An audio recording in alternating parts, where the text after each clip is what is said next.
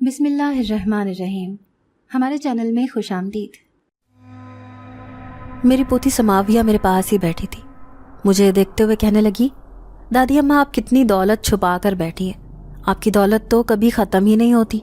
ابھی میرے سامنے آپ نے اس کام والی کو پورے 10,000 دے دیے، کیا ضرورت تھی اسے اتنے پیسے دینے کی؟ میں اس کی معصوم بات سن کر مسکرا دی۔ کہنے لگی، بیٹا اللہ کا کہنا ہے کہ جتنی اس کی راہ میں خرچ کرو گے اس سے زیادہ 10 گنا ہو کر تمہیں عطا کیا جائے گا۔ لیکن سچ پوچھو تو میرے پاس میری دولت کا ایک راز ہے۔ تمہیں کیا پتا کہ تمہاری دادی جان کے پاس کتنا قیمتی خزانہ موجود ہے۔ اب سماویہ کی معصوم آنکھوں میں حیرت تھی۔ وہ کہنے لگی، اچھا مجھے بتائیں وہ راز، آخر اتنی دولت دینے والا آپ کو کون ہے؟ جب دیکھو آپ کی صندوق میں وہ خوبصورت زیورات اور نوٹوں کی گڈیاں موجود رہتی ہیں۔ میں گہری سوچوں میں ڈوب گئی تھی۔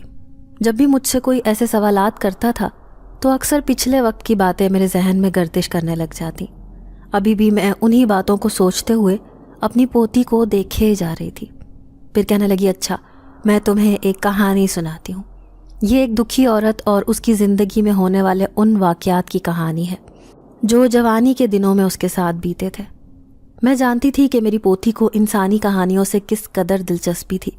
ابھی بھی وہ معصوم صورت بنائے بڑی دلچسپی سے میری باتیں سن رہی تھی۔ پھر وہ راز جو میں نے آج تک کسی کو بھی نہیں بتایا تھا، میرے سینے میں پچھلے کئی سالوں سے دفن تھا، اسے میں نے اپنی اس لاڈلی پوتی کو سنانا شروع کیا۔ آج سے کئی سال پہلے ایک چھوٹی سی بستی میں تمہاری دادی جان رہتی تھی۔ یہ ان دنوں کی بات ہے جب میں صرف 28 سال کی جوان عورت تھی۔ میرے ساتھ میرے 4 بچے تھے۔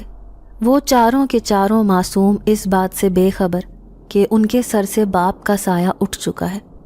میں صرف 28 سال کی عمر میں بیوہ ہو چکی تھی۔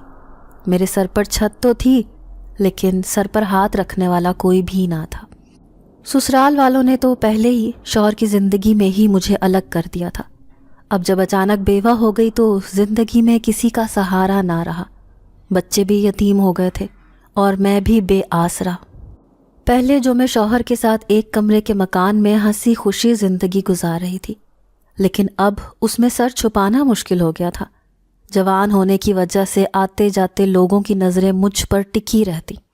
عورتوں اور محلے کی عورتیں بھی باتیں بنانے لگی تھیں کہ دیکھو تو صحیح، جوان ہو کر اکیلی رہتی ہے، ضرور یہ ہمارے محلے کے مردوں کو خراب کرے گی۔ ان کی ایسی گھٹیا باتیں سن کر میرا دل خون کے آنسو روتا۔ سچ تو یہ ہے کہ اس معاشرے میں بیوہ اور طلاق یافتہ کو لوگ عزت دینا تو دور کی بات ہے، انہیں معاشرے میں رہنے کے قابل بھی نہیں سمجھتے۔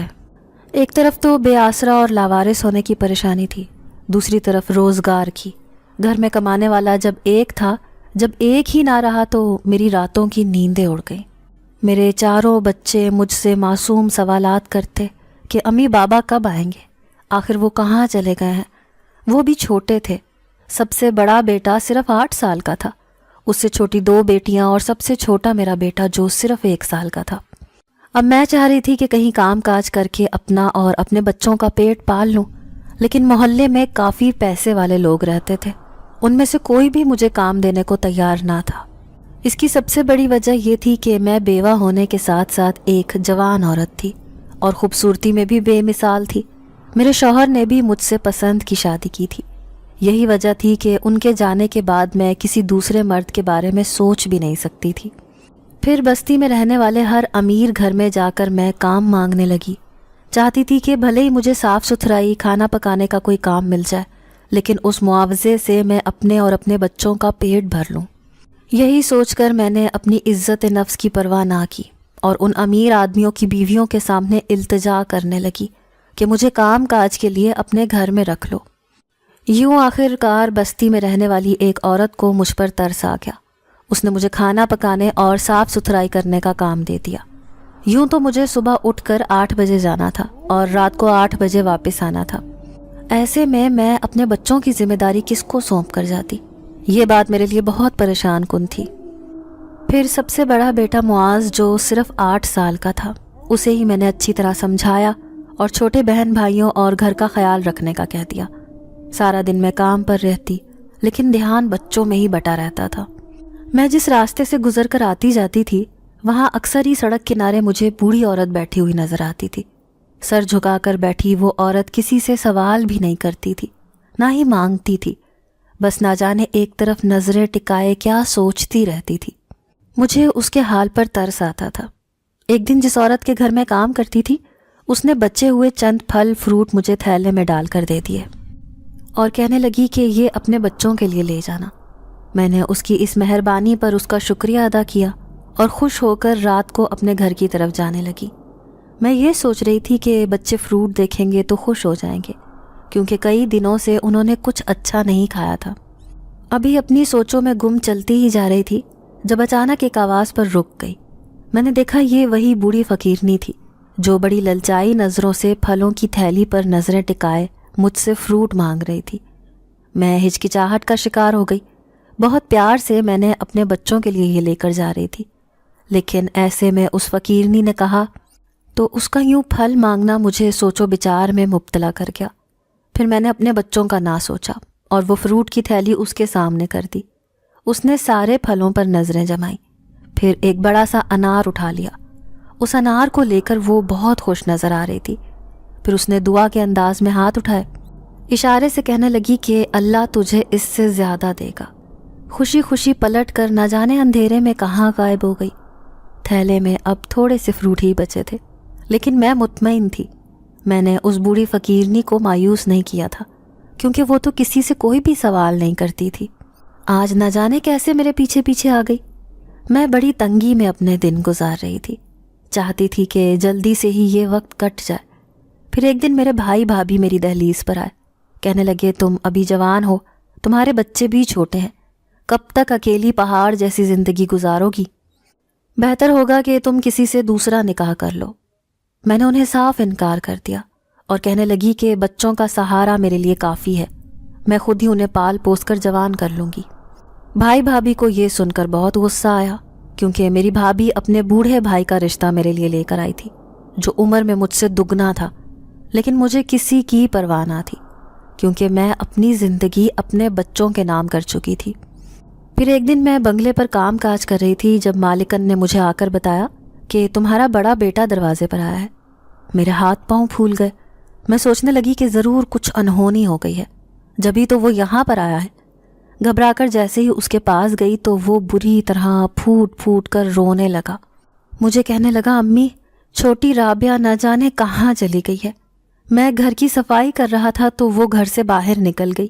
گلی میں بھی بہت ڈھونڈا ہے، لیکن اس کا کہیں بھی پتہ نہیں چلا۔ دوسرے دونوں چھوٹے بہن بھائیوں کو گھر میں بند کر کے آیا ہوں۔ میرے تو پیروں تلے سے زمین نکل گئی۔ میں نے سارا کام کاج وہیں چھوڑا اور پاگلوں کی طرح اپنی بیٹی کو تلاش کرنے لگی۔ میں نے بستی کی کوئی گلی نہ چھوڑی، ہر جگہ اپنی بیٹی کو ڈھونڈنے لگی۔ میری معصوم بیٹی صرف 3 سال کی تو تھی، ایسے میں وہ کہاں جا سکتی تھی؟ کہیں اسے کوئی لے تو نہیں گیا؟ یہی سوچ میرا دل دہلائے جا رہی تھی۔ محلے پڑوس کے 2-4 لوگ بھی جمع ہو کر اسے ڈھونڈ رہے تھے۔ میں تو بالکل ہی پاگل ہو چکی تھی۔ بڑے بیٹے معاذ کو چھوٹے دونوں بہن بھائیوں کا خیال رکھنے کا کہا اور خود بستی کے پیچھے موجود جنگل کی طرف اپنی بیٹی کو ڈھونڈنے لگی۔ یوں رات ہو گئی، لیکن اس کا کوئی اتا پتہ نہ ملا۔ میری رو رو کے بری حالت تھی، میرے بچے بھی رو رہے تھے۔ آخر کو وہ میری سب سے لاڈلی بیٹی تھی۔ مجھے اپنے 4 بچے ہی اپنی جان سے بھی زیادہ عزیز تھے۔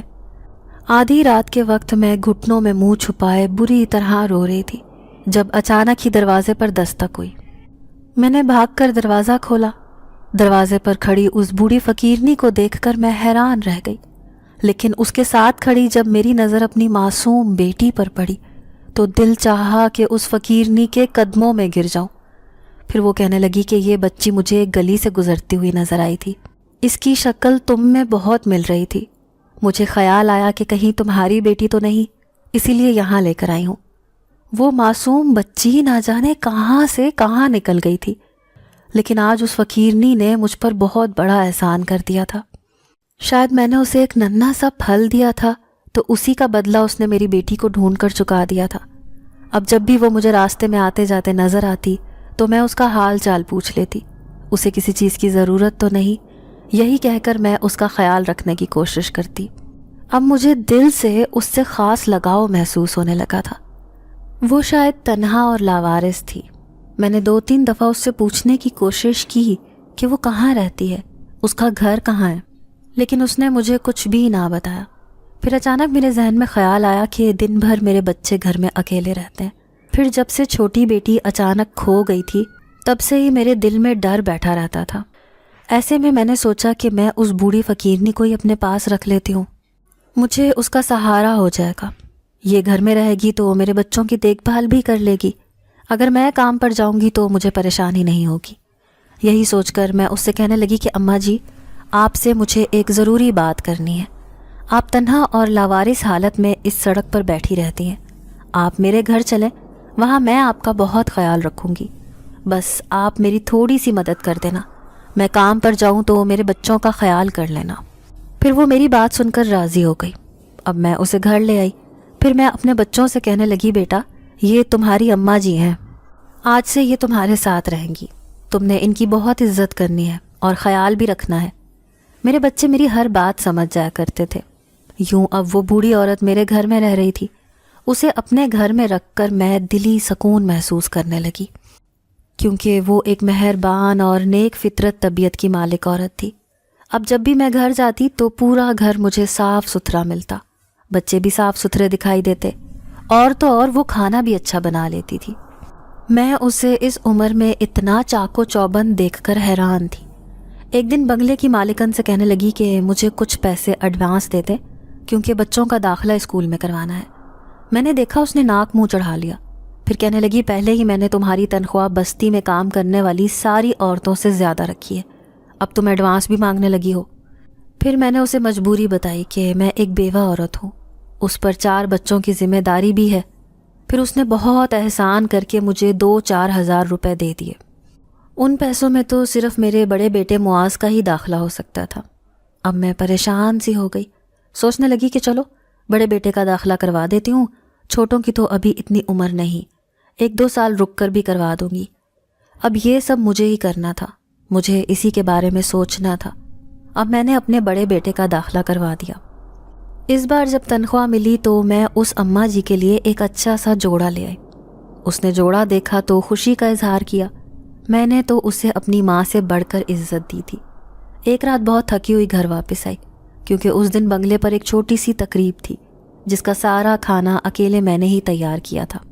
اتنا زیادہ کام کرنے کے باوجود بھی مالکن کو ذرا رحم نہ آیا۔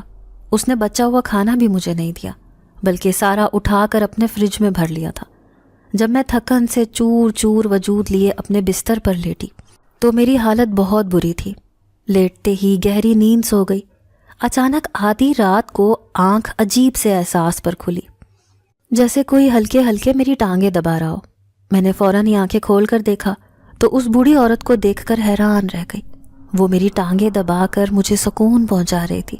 میں جھٹکے سے اٹھ کر بیٹھ گئی، کہنے لگی، اماں جی یہ آپ کیا کر رہی ہیں؟ میں آپ سے ہرگز ایسے کام نہیں کرواؤں گی، آپ بہت عزت کے قابل ہیں۔ پھر وہ بڑی اداس ہو کر کہنے لگی کہ تم ایک نیک لڑکی ہو، تم نے مجھے بہت عزت دی ہے، مان دیا ہے، ورنہ تو میں سڑکوں پر رل رہی تھی۔ لیکن میں نے اس اماں سے کہا کہ میں آپ کو اپنی خدمت کروانے کے لیے نہیں بلکہ آپ کی خدمت کرنے کے لیے اس گھر میں لے کر آئی تھی۔ ایک بچے کا تو داخلہ ہو گیا تھا، باقی 3 بچے ابھی رہتے تھے۔ سب سے چھوٹا والا تو ابھی بہت چھوٹا تھا، ابھی پائی پائی کر کے پیسے جمع کرنے کی کوشش کر ہی رہی تھی کہ اچانک موسم کے تیور بدلنے لگے۔ اس بار ہونے والی برسات نے ہر طرف جل تھل مچا دی۔ زیادہ پریشانی مجھے اس بات پر ہوئی جب اچانک آدھی رات میں تیز بارش کی وجہ سے چھت ٹپکنے لگی۔ ایک ہی کمرے کا چھوٹا سا تو مکان تھا، میں خوفزدہ نظروں سے چھت کو دیکھ رہی تھی۔ جب بادل زور سے گرجتے تو ایسے لگتا جیسے مکان کی چھت ابھی ڈھہ جائے گی۔ چاروں بچوں کو اپنی آغوش میں دبوچے میں پوری رات جاگتی رہی۔ وہ اماں بھی سامنے چارپائی پر بیٹھی مجھے دیکھتی رہی۔ دوسرے دن بھی موسم ٹھیک نہیں تھا اور اس ٹپکتی ہوئی چھت کے ساتھ میں بچوں کو چھوڑ کر کام پر جانا نہیں چاہتی تھی۔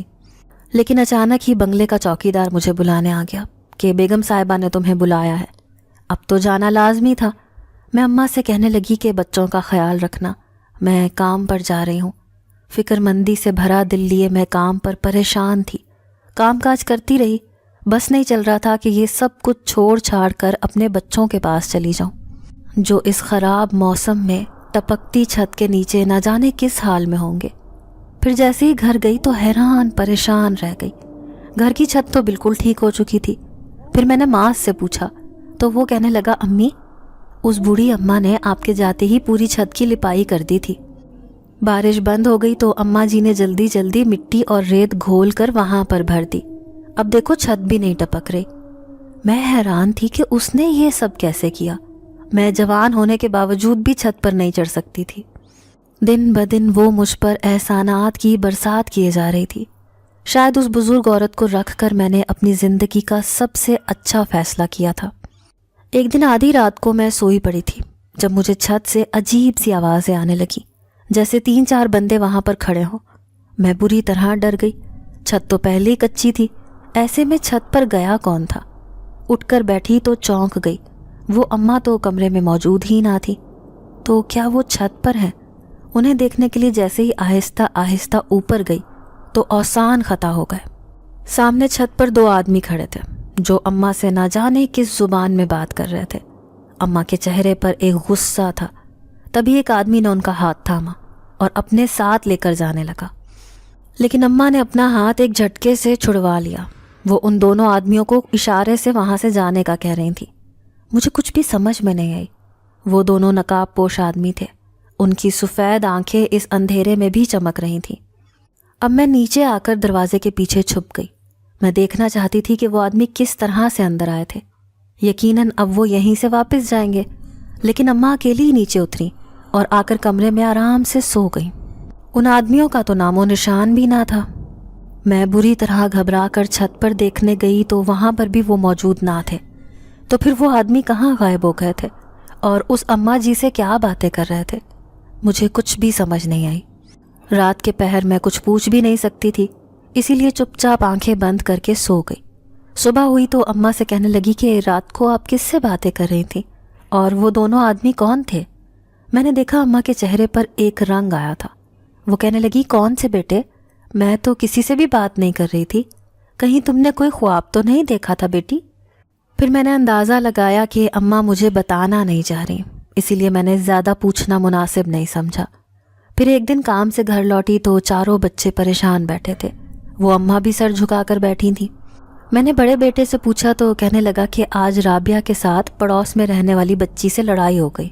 उस बच्ची ने राबिया को बहुत बुरे तरीके से बाल खींचे और कहने लगी कि तुम्हारे तो अब्बू भी नहीं है, तुम एक गरीब लड़की हो।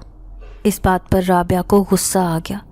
मैंने देखा कि उसके ऊपरी होंठ पर जख्म का निशान था, जैसे किसी ने धक्का देकर उसे गिरा दिया हो। मेरा तो कलेजा बाहर आने लगा। मैं गुस्से में उठकर पड़ोसन के घर जाने को ही थी जब मेरे बेटे ने हाथ पकड़ा और कहने लगा, अम्मी छोड़ें आप। अम्मा ने राबिया का बदला उनसे ले लिया है। अम्मा ने उसकी बेटी को एक हाथ जड़ के दिया। अच्छा हुआ, ऐसे ही करने चाहिए था उनके साथ। अब मैं परेशान सी हो गई। वो अम्मा लापरवाही से चारपाई पर बैठी रहीं। लेकिन दूसरे दिन हमसाए की औरत आई। कहने लगी, बहन, बच्चों की तो लड़ाई हो ही जाती है, लेकिन देखो इस बूढ़ी ने मेरी बेटी को ऐसा थप्पड़ मारा कि उसे बुखार चढ़ गया। फिर जैसे ही इसने उसकी कमर हटाकर दिखाई तो मैं हैरान रह गई। उसका पंजा नुमा हाथ यूं का यूं बच्ची की कमर पे छपा हुआ था। मैंने उस औरत से माजरत की। फिर अम्मा से कहने लगी, आपको क्या ज़रूरत थी बच्ची को मारने की? देखो तो सही, उसे बुखार चढ़ गया है। तो अम्मा कहने लगी, उसने मेरी बेटी को क्यों मारा? तुम नहीं जानती? तुम और ये बच्चे मुझे किस कदर अजीज़ हैं। मैं उनकी मोहब्बत देखकर बहुत खुश हुई। अब तो मेरे दिल में उनके लिए और भी इज़्ज़त और मोहब्बत बढ़ गई थी। मैं जानती थी कि वो मेरे पीछे मेरे बच्चों का बहुत ख्याल रखती होंगी।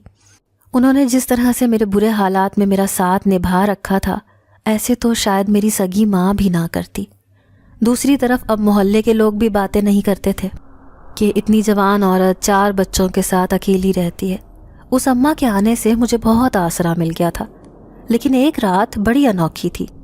जब आधी रात को दरवाजे पर दस्तक हुई, मैंने देखा अम्मा रज़ाई में छुपी बेखबर सो रही थी, जबकि बच्चे भी सोए पड़े थे। मैं घबरा गई कि आधी रात को दस्तक देने वाला कौन है। जैसे ही उठकर दरवाजे पर गई तो सामने खड़ी एक नकाब पोश औरत और 2 आदमियों को देखकर میں بری طرح سے چونک گئی۔ وہ کچھ پراسرار سے لگ رہے تھے۔ ان کا انداز ایسے تھا جیسے وہ چھپ چھپا کر یہاں آئے ہوں۔ کون ہیں آپ لوگ؟ میں گھبرا کر ان سے پوچھنے لگی تو بنا کچھ کہے وہ اندر آ گئے۔ پھر وہ نقاب پوش عورت کہنے لگی، دیکھو ہم اسے لینے آئے ہیں جو تمہارے گھر میں رہتی ہے۔ اسے ہمارے ساتھ جانا بہت ضروری ہے ورنہ ہم برباد ہو جائیں گے۔ میں حیران ہو کر کہنے لگی، آپ کس کی بات کر رہی ہیں؟ اس بوڑھی عورت کی جو میرے گھر میں رہتی ہے۔ اس عورت نے اس بات میں سر ہلایا، کہنے لگی، ہاں اسے تم ہمارے ساتھ بھیج دو۔ تم نہیں جانتی اس کے یہاں آنے سے پیچھے کیا تباہیاں ہو رہی ہیں۔ یہ ہمارے لیے بہت اہمیت رکھتی ہے۔ میں گھبرا کر کہنے لگی کہ جب وہ آپ کے ساتھ جانا ہی نہیں چاہتی تو میں انہیں مجبور نہیں کر سکتی۔ میرے گھر میں وہ بڑے آرام سکون سے رہ رہی ہیں۔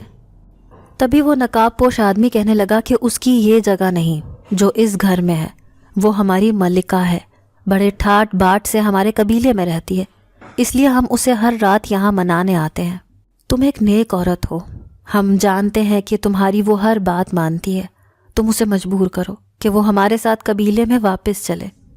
اب میں اپنا سر تھام کے رہ گئی، کچھ بھی سمجھ میں نہیں آ رہا تھا۔ پھر انہیں کہنے لگی، ٹھیک ہے میں انہیں کہہ دوں گی، لیکن اس وقت آپ لوگ یہاں سے چلے جائیں۔ میں ان کے انداز دیکھ کر گھبرا رہی تھی، جس طرح سے وہ آئے تھے اسی طرح سے وہ واپس چلے گئے۔ میں کافی دیر تک ایسے کھڑی رہی جیسے جسم میں جان ہی نہ ہو۔ وہ عورت کیا کہہ رہی تھی کہ اس بوڑھی عورت کی یہ جگہ نہیں ہے، اس کی ہمارے قبیلے میں ملکہ کی حیثیت ہے، تو کیا یہ اماں کسی اچھے خاندان سے تھی؟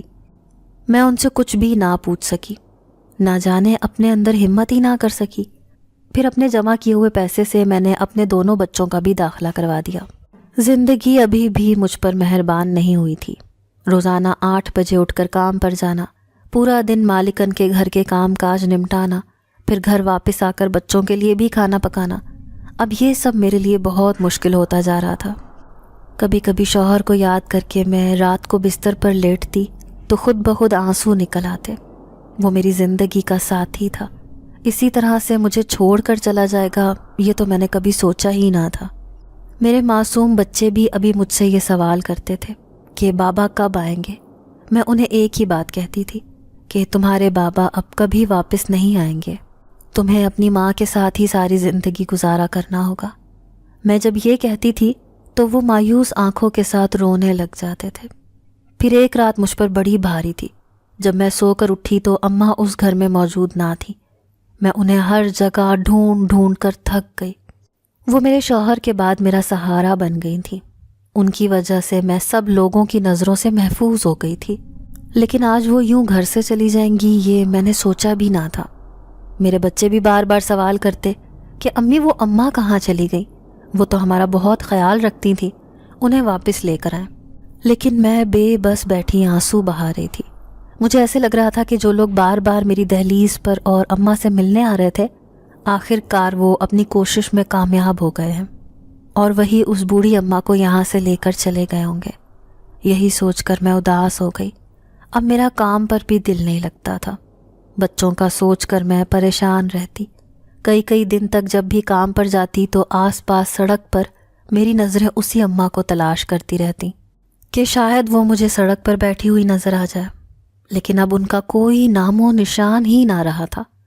اس رات وہ ہمیشہ کے لیے میرے گھر سے چلی گئی تھیں۔ گھر کی پریشانیاں تھیں کہ بڑھتی ہی جا رہی تھیں، لیکن اس سال ہونے والی برسات میرے لیے مصیبتیں اور پریشانیاں لے کر آنے والی تھی، کیونکہ چھت کی بنیاد بہت کمزور ہو گئی تھی۔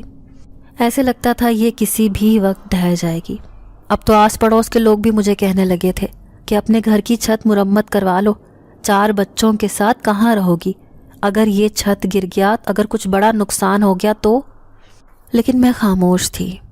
کسی کے سامنے کیسے زبان کھولتی کہ میرے پاس تو ایک پائی بھی نہیں ہے، میں کام کاج کر کے اپنے بچوں کو پال رہی ہوں، یہ بھی بہت بڑی بات ہے۔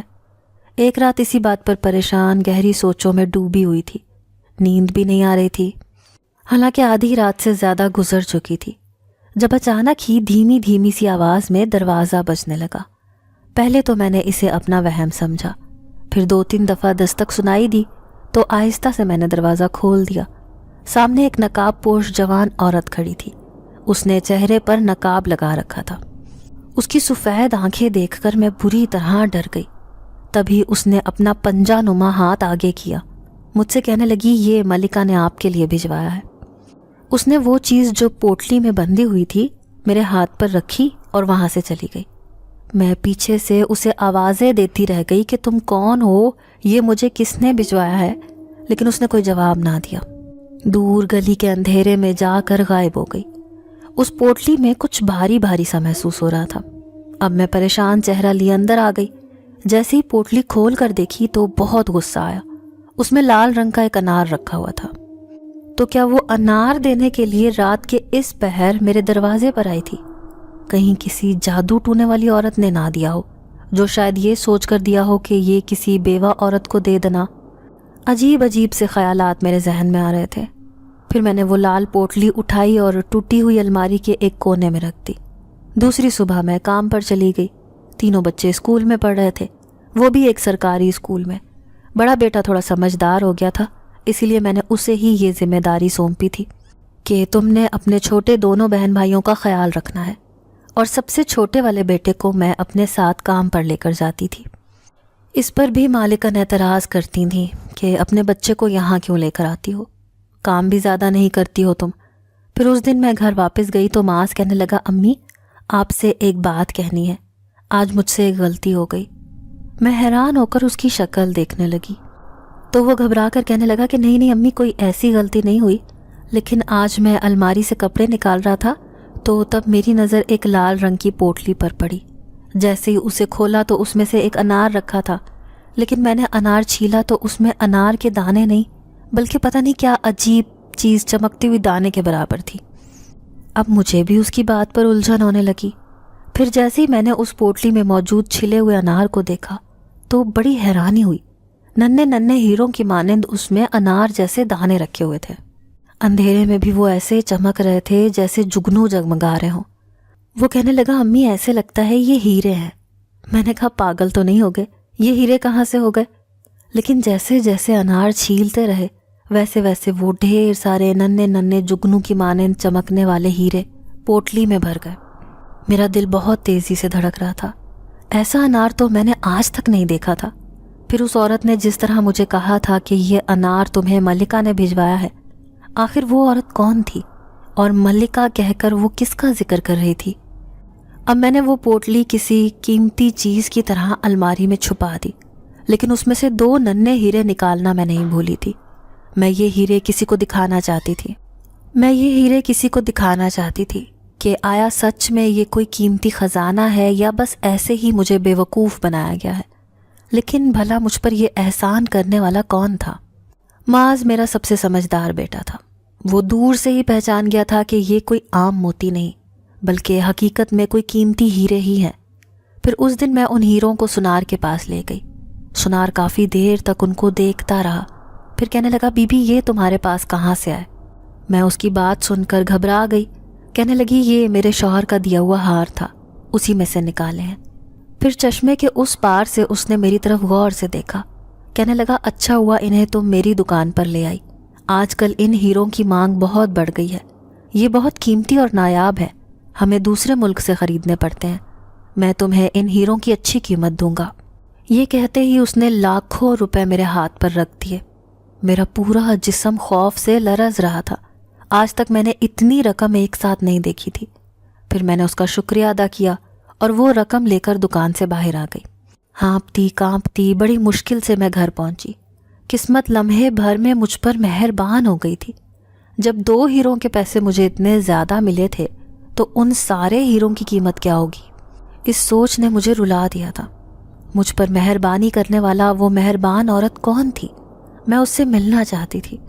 سب سے پہلے میں نے اپنے گھر تعمیر کروایا، اس کے بعد اس مالکن کا کام بھی چھوڑ دیا۔ میں نے اپنے بچوں کو شہر کے اچھے اسکول میں ڈلوا دیا اور ایک زمین خرید کر اس پر اپنے ہوٹل کی بنیاد رکھ دی۔ میں اچھی طرح جانتی تھی کہ میرے شوہر کی شروع سے خواہش تھی کہ وہ اپنا کوئی ہوٹل بنائے گا، کیونکہ اسے کھانا پکانے کا بہت شوق تھا۔ مرنے سے پہلے بھی وہ ایک ہوٹل ہی پر تو کام کرتا تھا۔ اس نے بڑے بڑے خواب سوچ رکھے تھے۔ اب میں نے فیصلہ کر لیا تھا کہ میں اپنے شوہر کے نام پر یہ ہوٹل بنواؤں گی۔ اب محلے والے دانتوں تلے انگلیاں دبا کر رہ گئے تھے۔ پہلے ایک غریب بیوہ عورت کی حیثیت سے میں اس محلے میں رہتی تھی، لیکن جب میرے حالات بدلنے لگے تو آتے جاتے لوگ بھی مجھے سلام کرتے تھے۔ کوئی نہیں جانتا تھا کہ میرے حالات کیسے بدلے ہیں۔ یہ ایک گہرا راز تھا، اس راز سے پردہ نہ جانے کب اٹھتا، لیکن میں زندگی میں ایک بار اس ملکہ سے ضرور ملنا چاہتی تھی جس نے وہ ہیروں کا انار بھیج کر میری زندگی پر بہت بڑا احسان کیا تھا۔ اب میرے بچے شہر کے اچھے اسکول میں پڑھ رہے تھے اور ہوٹل کی تعمیر کا کام بھی جاری تھا۔ چند ہی دنوں میں کہاں سے کہاں پہنچ گئی تھی۔ حالات اتنی تیزی سے بدلے کہ آس پڑوس کے لوگ حیران تھے کہ پہلے جو عورت گھروں میں کام کاج کر کے اپنے بچوں کو پال رہی تھی، آج راتوں رات اتنی امیر کیسے ہو گئی تھی کہ اس نے اپنا ہوٹل کھول لیا تھا۔ ساتھ ہی بچے بھی بہت مہنگے اسکول میں پڑھنے لگے تھے۔ لیکن یہ ایک ایسا راز تھا جسے میں بھی جاننا چاہتی تھی کہ وہ نقاب پوش عورت اس رات جو مجھے وہ انار دے کر گئی تھی، وہ کون تھی؟ اس نے ملکہ کا ذکر میرے سامنے کیا تھا۔ میں اس ملکہ سے بھی ایک بار ملنا چاہتی تھی۔ یوں چند سال اور گزرے۔ اب میرے بچے جوان ہونے کو تھے۔ ایک بیٹا تو اپنا ہوٹل ہی سنبھال رہا تھا جو میرے شوہر کے نام پر چل رہا تھا، دوسرے بچے بھی اپنی تعلیم مکمل کرنے والے تھے۔ اب میں نے اپنے لیے ایک گاڑی خرید لی تھی۔ اس رات بھی میں ہوٹل سے گھر کی طرف جا رہی تھی جب اچانک آدھے راستے میں میری گاڑی خراب ہو گئی۔ میں بری طرح پریشان ہو گئی کیونکہ یہ ایک سنسان جنگل تھا، آس پاس کوئی بھی نہ تھا۔ اس سنسان جگہ پر کسی مکینک کا ملنا بہت مشکل تھا۔ میری نظریں کسی انسان کو تلاش کر رہی تھیں۔ 1 گھنٹہ ہو گیا تھا مجھے یہاں پر، لیکن میں جنگل کے بیچوں بیچ بری طرح پھنس گئی تھی۔ تبھی دور سے مجھے ایک آدمی آتا ہوا نظر آیا۔ اس نے کالے رنگ کا لباس پہن رکھا تھا، مفلر سے منہ ڈھانپے وہ گاڑی کی طرف ہی آ رہا تھا۔ اتنی سنسان جگہ پر ایسے آدمی کا پیدل آنا مجھے حیران کر گیا۔ پھر وہ میرے پاس آ کر رکا، کہنے لگا، میڈم آپ کی گاڑی خراب ہے، لائیں میں صحیح کر دیتا ہوں۔ یہ کہہ کر اس نے چند منٹ میں ہی گاڑی ٹھیک کر دی۔ میں اس کا شکریہ ادا کرنے لگی۔ وہ پیدل ہی پیدل آگے کی طرف جا رہا تھا، پھر اچانک مڑا اور کہنے لگا، میں آپ سے ایک بات کہنا چاہتا ہوں، یہاں سے تھوڑی دور کوئی آپ سے ملنا چاہتا ہے۔ دراصل اس نے مجھے آپ کے پاس بھیجا تھا۔ اب تو حیران ہونا بنتا تھا، بھلا ایک اندھیری رات اور اس گھنے جنگل میں اس آدمی کا یوں میرے پاس آنا حیران کن تھا۔ پھر بھی اپنی حیرت دور کرنے کے لیے میں اس سے ملنا چاہتی تھی جو میرا انتظار کر رہا تھا۔ یوں اس آدمی کے ساتھ میں جانے پر تیار ہو گئی۔ اب وہ مجھے لے کر نہ جانے کہاں جا رہا تھا۔ اس نے راستے میں مجھے کہا کہ وہ واپسی میں مجھے یہیں پر چھوڑ دے گا۔ میں کچھ گھبرا بھی گئی کہ کہیں کوئی غلط آدمی نہ ہو، کہیں چور ڈاکو وغیرہ نہ ہو جو مجھے ویرانے میں لے جا کر قتل کر دے۔ ایسے کئی واقعات میں سن چکی تھی۔ پھر دھیرے دھیرے جیسے ہی آگے بڑھی تو حیران رہ گئی۔ اس جنگل کے بیچوں بیچ میں ایک بڑا سا محل نظر آ رہا تھا۔ وہ آدمی اس محل کی طرف جا رہا تھا۔ میں اس سے پوچھتی رہ گئی کہ یہاں پر کون رہتا ہے، یہ کس کا محل ہے، لیکن اس نے کسی بات کا بھی جواب نہیں دیا۔ پھر جیسے ہی میں وہاں پہنچی تو اس محل میں عجیب و غریب لوگوں کو دیکھ کر حیران رہ گئی۔ ایسے لگتا تھا جیسے یہ ہمارے جیسے انسان نہیں ہیں بلکہ کوئی اور مخلوق ہے۔ سب نے بے حد قیمتی لباس پہن رکھے تھے۔ عورتیں نظر آنے والی وہ مخلوق جن کے لمبے لمبے بال اور چوغے نما کپڑے تھے، وہ بھی مجھے دیکھے جا رہے تھے۔ اب میرے ہاتھ پاؤں بری طرح کانپنے لگے۔ ایسے لگ رہا تھا جیسے میں کسی عجیب دنیا میں آ چکی ہوں۔ لیکن جیسے ہی میں نے تخت پر بیٹھی ایک عورت کی طرف دیکھا تو میں چونک گئی۔ یہ مجھے جانی پہچانی لگ رہی تھی۔ یوں تو یہ جوان تھی، لیکن ایسے لگتا تھا جیسے اسے میں نے پہلے بھی کہیں دیکھا ہے۔ اس کے نین نقش میں آج تک نہیں بھولی تھی۔ اسے دیکھ کر مجھے ایسا گمان ہوتا تھا جیسے یہ وہی بوڑھی عورت ہے جسے میں اس رات اپنے گھر لے کر آئی تھی۔ لیکن یہ اتنی جوان کیوں نظر آ رہی تھی اور اس محل میں ایسے بیٹھی تھی جیسے یہاں کی ملکہ ہو؟ پھر وہ مجھے دیکھ کر مسکرائی اور سب کے سامنے کہنے لگی کہ یہی وہ عورت ہے جس کا احسان مجھ پر بہت بڑا ہے۔ میں گھبرا کر کہنے لگی کہ آپ کون ہیں؟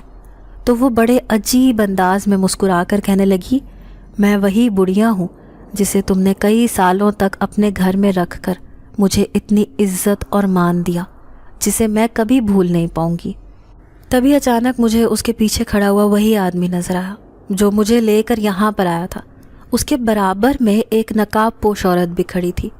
پھر وہ آگے آئی، کہنے لگی کہ اسی نے تو آپ کے لیے وہ انار بھجوایا تھا، جس میں قیمتی ہیرے بھرے تھے. یہ آپ کو تحفہ دینا چاہتی تھیں. یہ ہماری ملکہ ہیں, اس قبیلے کی سردار. میرا منہ حیرت سے کھلے کا کھلا رہ گیا. پھر وہ ملکہ اٹھ کر میرے پاس آئی. کہنے لگی, حیران مت ہو, میں جنات کی ملکہ ہوں. میں ایک جن زادی تھی جو ایک مجبوری کی وجہ سے انسانوں کی دنیا میں چلی گئی تھی. اب تو مجھ پر حیرتوں کے پہاڑ ٹوٹنے لگے. مجھے ان سب کو دیکھ کر خوف محسوس ہوا. مجھے یوں ڈرتا دیکھ کر ملکہ کہنے لگی کہ آج سے کئی سال پہلے میں اس قبیلے میں ایک سردار کی بیٹی تھی. میرا باپ ایک طاقتور جن ذات تھا, لیکن اچانک ہی اس کی کسی دوسرے قبیلے کے جنات سے دشمنی ہو گئی. اب دونوں ہی دشمنی کی وجہ سے دن رات ایک دوسرے کا مقابلہ کرنے کی سوچتے رہتے. وہ چاہتا تھا کہ میں اس کے قبیلے پر قبضہ کر لوں, جبکہ میرا باپ چاہتا تھا کہ دونوں قبیلوں پر میرا قبضہ ہو جائے. یوں ایک دن دونوں میں لڑائی ہو گئی. اس لڑائی میں دونوں ہی اپنی جان گنوا بیٹھے. میں اس وقت چھوٹی تھی, میرے لیے صدمہ بہت بڑا تھا. پھر مجھے قبیلے کے معاملات کی کچھ سمجھ بھی نہیں آ رہی تھی. آہستہ آہستہ میں جیسے ہی جوان ہوئی تو قبیلے میں رہنے والے ایک شیطان جن ذات نے زبردستی مجھ سے شادی کرنے کی کوشش کی. اس رات میں اکیلی ہونے کی وجہ سے گھبرا گئی اور ایک خوبصورت لڑکی کا روپ اختیار کر کے انسانوں کی دنیا میں جا پہنچی. لیکن وہاں بھی جہاں جاتی انسان میرے پیچھے پڑ جاتے, کیونکہ میں جوان اور خوبصورت تھی. پھر میں ایک بوڑھے فقیر کے پاس بیٹھی تھی. جب اس نے مجھ سے کہا کہ تم جوان اور خوبصورت ہو, اس لیے یہاں رہنا مشکل ہو جائے گا. تم نے اپنے آپ کو ایک بوڑھی عورت کی شکل دینی ہے, اس کے بعد تم آرام سے انسانوں کی دنیا میں رہ لو گی. پھر اس کے کہنے پر میں نے ایسا ہی کیا. پورا دن میں سڑک کنارے بیٹھی رہتی, کوئی مجھ پر نگاہ اٹھا کر بھی نہیں دیکھتا تھا. اب میں ایک عام سی عورت بن کے رہ گئی تھی. یوں تو کھانے پینے کی مجھے کوئی پریشانی نہ تھی, لیکن اس سڑک پر رہنا میرے لیے دشوار ہو گیا تھا. مجھے خوف بھی محسوس ہوتا تھا کہ میں جب قبیلے میں جاؤں گی تو کہیں پھر سے وہ شیطان جن ذات میرے پیچھے نہ پڑ جائے. ایسے میں اس دن بھوک کی شدت سے میں ہر جگہ گھوم رہی تھی. کہیں پر بھی کوئی کھانا مجھے نہیں ملا. جب مجھے تم وہاں سے گزرتے ہوئے دکھائی دی تو پھر میں نے ہر روز ہی تمہیں وہاں سے آتے جاتے دیکھا. لیکن اس دن تمہارے ہاتھ میں ایک تھیلی تھی جس میں خوب رسدار پھل تھے. ان پھلوں کو دیکھ کر میرے منہ میں بھی پانی آ رہا تھا. جیسے ہی میں نے تم سے اشارے سے وہ پھل مانگے تو تم نے فوراً ہی انہیں مجھے دے دیا. پہلی بار کسی پھل کا ذائقہ چکھا تھا میں اسے بھول ہی نہیں سکی. اور پھر حیران رہ گئی جب تم اس سے کہنے لگی کہ اماں آپ میرے گھر چلیں. میں بھی اکیلے رہ کر تنگ آ گئی تھی. یوں تمہارے ساتھ اسی روپ میں تمہارے گھر چلی گئی. اب نہ صرف تم سے بلکہ تمہارے بچوں سے بھی خوب پیار کرنے لگی. دن رات تمہیں یوں محنت کرتا ہوا دیکھتی تو بہت دکھ ہوتا. دیکھو اوپر سے انسانوں کی باتیں جو تمہیں دیکھ کر عجیب و غریب باتیں کیا کرتے تھے کہ تم ایک خراب عورت ہو. میں چاہتی تو بہت پہلے تمہاری مدد کر کے تمہاری زندگی بدل سکتی تھی, لیکن اس وقت میں خود ایک بہت بڑی مشکل میں گرفتار تھی. تم ایک جوان خوبصورت عورت تھی, لیکن جس طرح سے اپنے بچوں کا خیال رکھتی تھی تو مجھے واقعی تم پر رشک آتا تھا. تم ایک عظیم عورت تھی جس نے نہ صرف مشکل میں پھنسی ایک فقیرنی کی مدد کی بلکہ اپنے بچوں کو پال پوس کر اپنی محنت سے ان کا پیٹ بھر رہی تھی. پھر ایک رات میں حیران رہ گئی جب قبیلے کے جن ذات میرے پاس آئے. مجھ سے کہنے لگے کہ اب سارا معاملہ حل ہو گیا ہے, اب آپ ہمارے قبیلے میں واپس چلیں. سردار کے جانے کے بعد آپ قبیلے کی ملکہ ہیں. وہ مجھے روزانہ اس بات پر اصرار کرتے کہ میں دوبارہ سے وہاں جا کر اپنے باپ کی جگہ پر سرداری حاصل کر لوں. لیکن تمہارے اور تمہارے بچوں کی وجہ سے میرا اس دنیا میں خوب دل لگ گیا تھا. میں چاہتی تھی کہ میں تمہارے ساتھ رہوں, تمہاری ہر پریشانی میں تمہاری مدد کرتی رہوں. لیکن ایک دن جب جنات میرے پاس آئے تو وہ میری منتیں کرنے لگے کہ قبیلہ بالکل تباہ و برباد ہو جائے گا اگر میں واپس نہ گئی تو ہمارا نقصان ہوگا. اب میں نے سوچ لیا کہ میرا وہاں جانا بہت ضروری ہے, اسی لیے ایک رات چپ چاپ تمہیں اور تمہارے بچوں کو چھوڑ کر میں اپنے قبیلے میں واپس چلی گئی. یہاں آ کر میں پھر سے ملکہ بن گئی تھی, کیونکہ اپنے باپ کی جگہ قبیلے کے جنات نے مجھے ملکہ بنایا تھا. اب اس قبیلے کا ہر کام مجھ سے پوچھ کر کیا جاتا. کوئی بھی ایسا جنات نہیں تھا جو میری بات ٹال سکتا. یہاں پر میری عزت اور مرتبہ تھا. پھر ایک دن مجھے تمہاری یاد نے ستایا تو میں نے تمہارا احسان چکانے کا فیصلہ کیا. میں جان چکی تھی کہ تم ایک مصیبت زدہ زندگی گزار رہی ہو۔ پھر اس دن میں نے ہیروں کا وہ انار جو کبھی تم نے مجھے کھلایا تھا، وہ بھی اپنی انسانی دنیا سے، اسے میں نے ہیروں سے بھر دیا اور اپنی جن زادی کے ہاتھوں تمہیں بھجوایا۔ در حقیقت تو میں تمہارے سامنے اپنی حقیقت کبھی لانا نہیں چاہتی تھی۔ ایسے لگتا تھا جیسے کہیں تم یہ نہ سوچو کہ میں نے تمہیں کوئی دھوکہ دیا ہے، لیکن آج اس جنگل میں تمہاری موجودگی کا احساس ہوا تو تمہیں یہاں پر بلوا لیا۔ اب اس بوڑھی فقیرنی کو یوں ملکہ کے روپ میں دیکھ کر تو میری حیرت اور بڑھ گئی، اوپر سے اس کی عجیب و غریب کہانی۔ شاید مجھے ہی یہ سب سمجھنے میں غلطی ہو گئی تھی۔ اگر میں اسی وقت جان لیتی کہ چھپ چھپ کر اس بوڑھی فقیرنی کے پاس آنے والے یہ لوگ کون ہیں تو شاید مجھے پہلے ہی خبر ہو جاتی، لیکن میں نے ان باتوں پر اس لیے غور نہ کیا کیونکہ میری اپنی پریشانیاں، اپنی مصیبتیں بہت بڑی تھیں۔ لیکن آج حالات مختلف تھے۔ پھر میں اس ملکہ کا شکریہ ادا کرنے لگی کہ جس نے میرے حالات چند لمحوں میں ہی بدل ڈالے تھے۔ پھر وہ کہنے لگی کہ زندگی میں کبھی بھی تمہیں کسی پریشانی کا سامنا ہو، میں یوں ہی تمہاری مدد کرتی رہوں گی۔ جب تمہارے بچے جوان ہو جائیں گے تو انہیں میرے پاس ایک بار ضرور لے کر آنا۔ یوں کئی سال گزر گئے، آج بھی وہ قیمتی انار آدھا میرے پاس محفوظ ہے۔ سوچتی ہوں کہ کچھ ایسا کر کے جاؤں جس سے اگر میں مر بھی گئی تو میرا نام یوں ہی چلتا رہے۔ میری چھوٹی سی پوتی سماویہ میری یہ ساری کہانی سن رہی تھی۔ اسے اپنے کانوں پر یقین نہیں آ رہا تھا کہ یہ میری سچی کہانی ہے۔ پھر وہ کہنے لگی، جب بھی تو کہوں دادی اماں، آخر آپ کے پاس ایسا کون سا خزانہ ہے کہ بابا کو جب بھی کاروبار میں کوئی نقصان یا پریشانی ہوتی ہے تو وہ آپ کے پاس آ جاتے ہیں؟ کیا آپ مجھے وہ انار دکھائیں گی؟ تو میں اس کی بات پر مسکرا دی اور کہنے لگی کہ وہ انار تو ابھی بھی میرے پاس محفوظ ہے، لیکن میں اس جن زادی کا راز کسی کو بھی نہیں بتانا چاہتی تھی۔